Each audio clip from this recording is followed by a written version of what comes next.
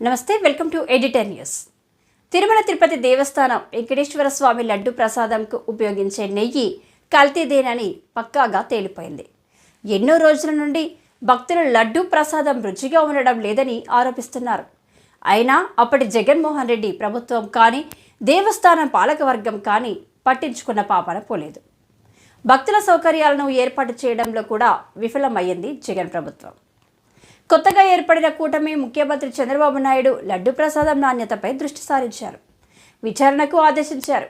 ఎట్టకేలకు సరఫరా అవుతున్న నెయ్యి కల్తీదేనని తేలిపోయింది. ఇప్పుడు ఆ పాపం అంతా కూడా జగన్తో పాటు ఆయన అనుచరులు, అప్పటి టీడీడీ పాలక వర్గం మూటగట్టుకుంది.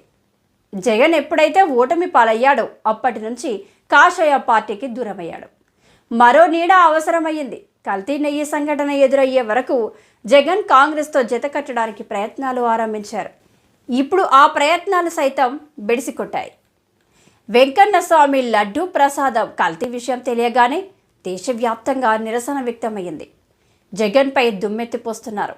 అసెంబ్లీ ఎన్నికల నాటికే బీజేపీ దూరం అయ్యిందంటే ఇప్పుడు జగన్ అంటేనే బీజేపీ అగ్రనాయకత్వం బగ్గుమంటుంది. నేతి సరఫరాలో జరిగిన అక్రమాలు జగన్ అవినీతి పరిపాలనకు ఒక తార్కాణమయ్యాయి. ఆయనకు అండగా నిలుస్తుందనుకున్న కాంగ్రెస్ పార్టీ అగ్రనేత రాహుల్ గాంధీ కూడా వెంకన్న ప్రసాదంపై స్పందించారు. దేవాలయాల విషయంలో రాహుల్ గాంధీ కూడా ఘాటుగానే స్పందించారు. ఈ నేపథ్యంలో జగన్మోహన్ రెడ్డి కాంగ్రెస్ పార్టీతో ఏర్పాటు చేసుకుందామనుకుంటున్న సంధి మార్గం మూసుకుపోయినట్టేననే అభిప్రాయాలు రాజకీయ వర్గాల్లో వ్యక్తమవుతున్నాయి.